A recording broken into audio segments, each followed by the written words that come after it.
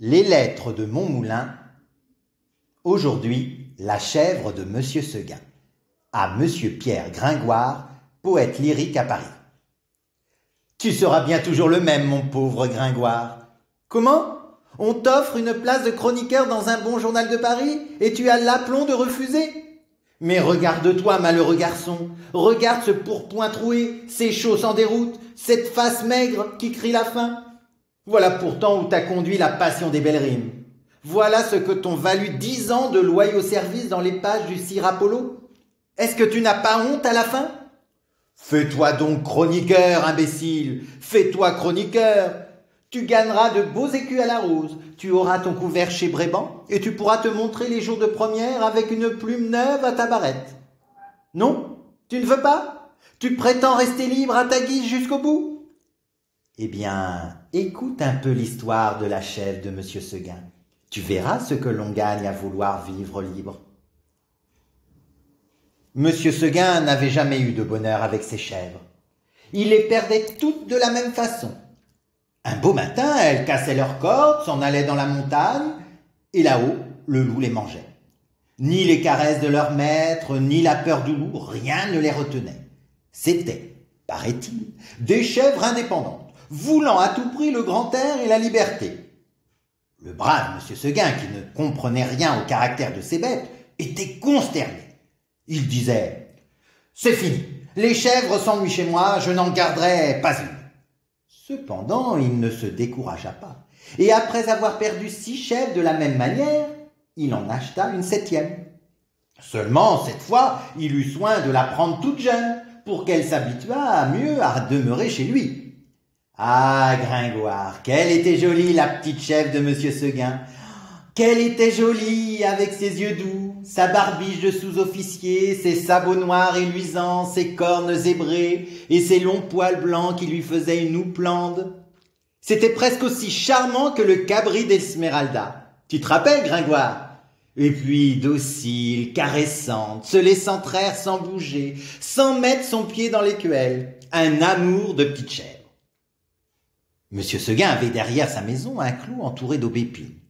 C'était là qu'il mit la nouvelle pensionnaire. Il l'attacha à un pieu au plus bel endroit du pré, en ayant soin de lui laisser beaucoup de cordes, et de temps en temps il venait voir si elle était bien. La chèvre se trouvait très heureuse et broutait l'herbe de si bon cœur que Monsieur Seguin était ravi. Enfin, pensait le pauvre homme, en voilà une qui ne s'ennuiera pas chez moi. Monsieur Seguin se trompait. Sa chèvre s'ennuya. Un jour, elle se dit en regardant la montagne « Comme on doit être bien là-haut ! Quel plaisir de gambader dans la bruyère sans cette maudite longe qui vous écorche le cou ! C'est bon pour l'âne ou le bœuf de brouter dans un clos. Les chèvres, il leur faut du large. » À partir de ce moment, l'herbe du clos lui parut fade. L'ennui lui vint. Elle maigrit, son lait se fira. C'était pitié de l'avoir tiré tout le jour sur sa longe, la tête tournée du côté de la montagne, la narine ouverte en faisant « mais » tristement. Monsieur Seguin s'apercevait bien que sa chèvre avait quelque chose, mais il ne savait pas ce que c'était. Un matin, comme il achevait de la traire, la chèvre se retourna et lui dit dans son patois « Écoutez, Monsieur Seguin, je me languis chez vous, laissez-moi aller dans la montagne. »« Ah, mon Dieu, elle aussi !»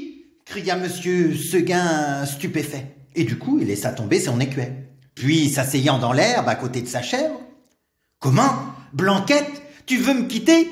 Et Blanquette répondit, « Oui, Monsieur Seguin. »« Est-ce que l'herbe te manque ici ?»« Oh non, Monsieur Seguin. »« Tu es peut-être attaché de trop court. Veux-tu que j'allonge la corde ?»« Ce n'est pas la peine, Monsieur Seguin. »« Alors, mais qu'est-ce qu'il te faut ? Qu'est-ce que tu veux ? » « Je veux aller dans la montagne, Monsieur Seguin. »« Mais malheureuse, tu ne sais pas qu'il y a le loup dans la montagne ?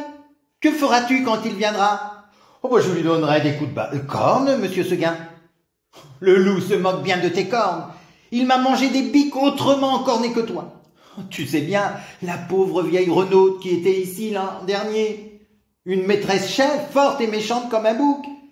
Elle s'est battue avec le loup toute la nuit. Puis le matin, le loup l'a mangée. Pécaïre, pauvre Renaude. Oh, ça ne fait rien, monsieur Seguin. Laissez-moi aller dans la montagne. Bonté divine, dit monsieur Seguin. Mais qu'est-ce qu'on leur fait donc à mes chèvres? Encore une que le loup va me manger. Eh bien non, je te sauverai malgré toi, coquine. Et de peur que tu ne rompes ta corde, je vais t'enfermer dans l'étable et tu y resteras toujours. Là-dessus, monsieur Seguin emporte la chèvre dans une étable toute noire, dont il ferma la porte à double tour. Malheureusement, il avait oublié la fenêtre, et à peine eut-il le dos tourné que la petite s'en alla. Tu ris, Gringoire, parbleu, je crois bien, tu es du parti des chèvres, toi, hein, contre ce bon monsieur Seguin. Nous allons voir si tu riras tout à l'heure. Quand la chèvre blanche arriva dans la montagne, ce fut un ravissement général. Jamais les vieux sapins n'avaient rien vu d'aussi joli. On l'a reçue comme une petite reine. Les châtaigniers se baissaient jusqu'à terre pour la caresser du bout de leurs branches. Les genêts d'or s'ouvraient sur son passage et sentaient bon tant qu'ils pouvaient. Toute la montagne lui fit fête. Tu penses, Gringoire, si notre chèvre était heureuse? Plus de cordes, plus de pieux, rien qui l'empêcha de gambader, de brouter à sa guise. C'est là qu'il y en avait de l'herbe, jusque par-dessus les cordes, mon cher. Et quelle herbe, savoureuse, fine, dentelée, faite de 1000 plantes. Oh, c'était bien autre chose que le gazon du clos. Et les fleurs donc, des grandes campanules bleues, des digitales de pourpre à long calice, toute une forêt de fleurs sauvages débordant de sucs capiteux. La chèvre blanche, à moitié sous, se vautrait là-dedans, les jambes en l'air, et roulait le long des talus, pêle-mêle avec les feuilles tombées et les châtaignes. Puis, tout à coup, elle se redressait d'un bond sur ses pattes. Hop, la voilà partie, la tête en avant, à travers les maquis et les buissières, tantôt sur un pic, tantôt au fond d'un ravin, là-haut, en bas, partout. On aurait dit qu'il y avait 10 chèvres de monsieur Seguin dans la montagne. C'est qu'elle n'avait peur de rien, la Blanquette. Elle franchissait d'un saut de grands torrents qui l'éclaboussaient au passage de poussière humide et d'écume. Alors, toute ruisselante, elle la laissait s'étendre sur quelques roches plates et se faisait sécher par le soleil.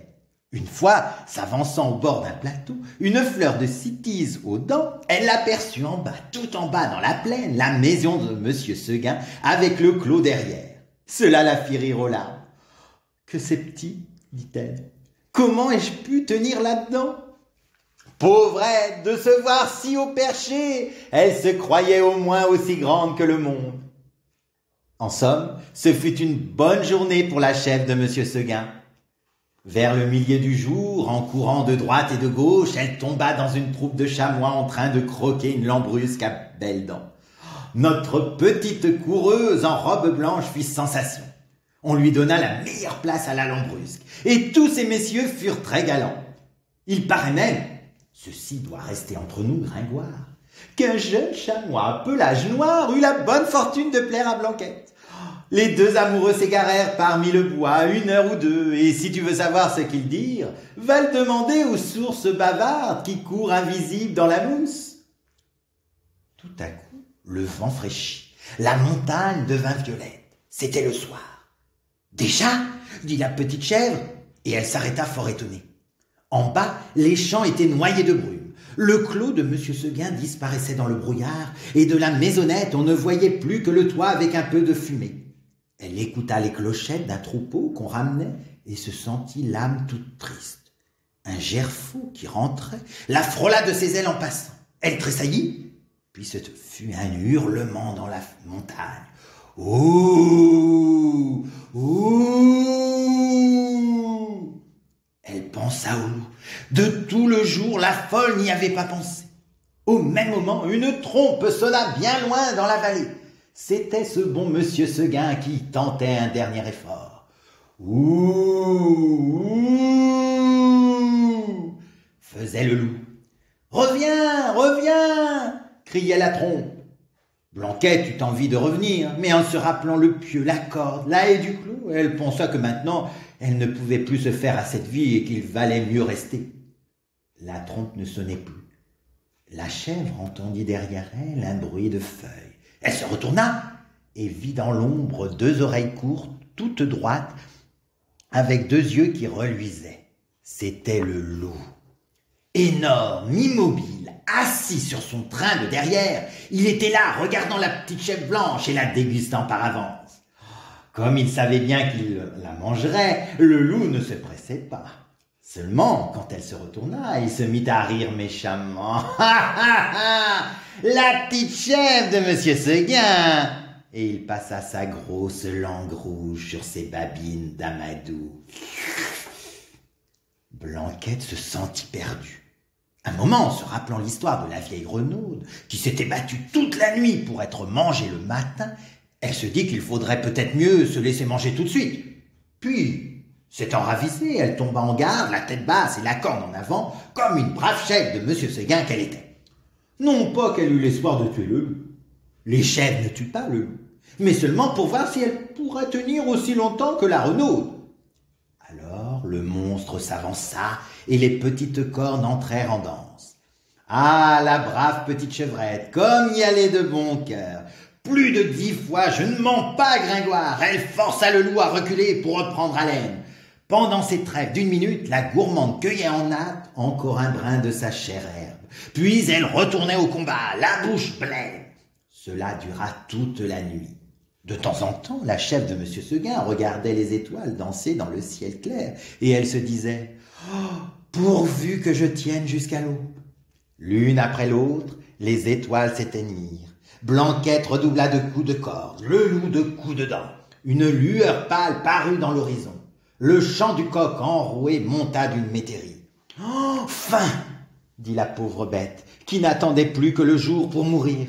Et elle s'allongea par terre dans sa belle fourrure blanche, toute tachée de sang. Alors le loup se jeta sur la petite chèvre et la mangea. Adieu, Gringoire! L'histoire que tu as entendue n'est pas un conte de mon invention. Si jamais tu viens en Provence, nos ménagers te parleront souvent de la chèvre de Monsieur Seguin, qui se battit toute la nuit avec le loup. Et puis, le matin, le loup la mangea. Tu m'entends bien, Gringoire? Et puis, le matin, le loup la mangea.